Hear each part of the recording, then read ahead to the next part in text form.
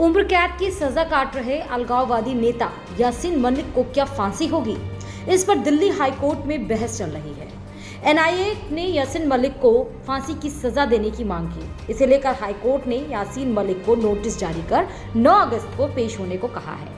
NIA की appeal पर Delhi high court की जस्टिस सिद्धार्थ मृदुल और जस्टिस तलवंत सिंह की बेंच सुनवाई कर रही। वहीं एनआईए की तरफ से सॉलिसिटर जनरल तुषार मेहता पैरवी कर रहे हैं।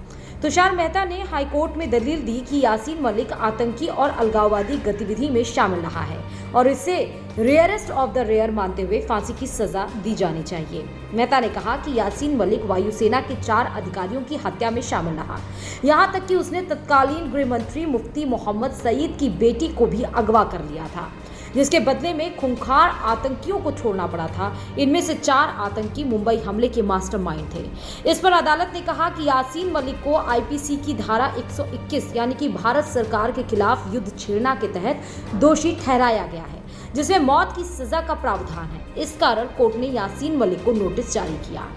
अब आपको बताते हैं कि क्या हुआ।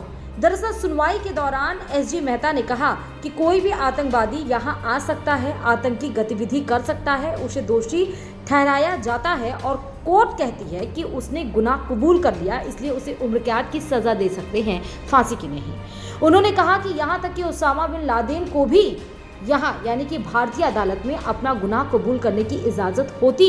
उन्होंने कहा कि लादेन के साथ अमेरिका ने जो किया वो शायद सही था। इस पर हाई कोर्ट ने कहा कि यासीन मलिक और लादेन की तुलना नहीं की जा सकती, क्योंकि लादेन कभी ट्रायल का सामना नहीं किया था। कोर्ट ने यह भी कहा कि विदेश संबंधों को प्रभावित करने वाले मामले पर टिप्पणी नहीं करेगी। फांसी की मांग क्यों हो रही है, अब आपको बताते हैं। दलील देते हुए जनरल तुषार मेहता ने कहा कि यासीन मलिक ट्रेनिंग के लिए पाकिस्तान गया था, कश्मीर में पत्थरबाजी करवाता था और सोशल मीडिया पर अफवाहें फैलाता था कि सुरक्षा बल उत्पीड़न कर रहे हैं। उन्होंने कहा कि जब कोई व्यक्ति सशस्त्र विद्रोह कर रहा है, सेना के लोगों की हत्या कर रहा है और देश के एक इलाके को अलग बताकर प्रचारित कर रहा है, और फिर भी अगर ये रेयरेस्ट ऑफ द रेयर नहीं है तो फिर कुछ भी रेयरेस्ट नहीं हो सकता। तुषार मेहता ने कहा कि यहां तक कि ट्रायल कोर्ट ने भी अपने आदेश में माना था कि भले ही मलिक ने दावा किया था कि 1994 में उसने हथियार डाल दिए थे, लेकिन उसमें कोई सुधार नहीं हुआ था और ना ही उसने अपनी हिंसक गतिविधियों पर कभी खेद जताया था।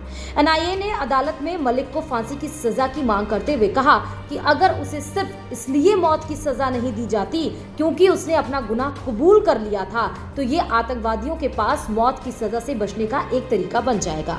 एनआईए की याचिका में कहा गया, इस तरह के खूंखार आतंकी को मौत की सजा नहीं देना, न्याय से मुंह मोड़ना होगा। आतंकवाद समाज के खिलाफ अपराध नहीं है, बल्कि पूरे देश के खिलाफ अपराध है। दूसरे शब्दों में कहें तो ये बाहरी आक्रमण, युद्ध और राष्ट्र की संप्रभुता को अपमानित करने का काम है। पिछले साल 24 मई को एनआईए कोर्ट ने यासीन मलिक को टेरर फंडिंग मामले में उम्र कैद की सजा सुनाई थी। तब यासीन मलिक को ट्रायल कोर्ट ने यूपीए की धारा 121 और धारा 70 यानी कि टेरर फंडिंग के तहत उम्र कैद की सजा सुनाई थी। यानी 2 अलग अलग मामलों में उम्र कैद की सजा यासीन मलिक को सुनाई गई थी। इसके अलावा मलिक को 5 अलग अलग मामलों में 10-10 साल और 3 अलग अलग मामलों में 5-5 साल जेल की सजा सुनाई थी। Bureau report, Dainik Bhaskar digital.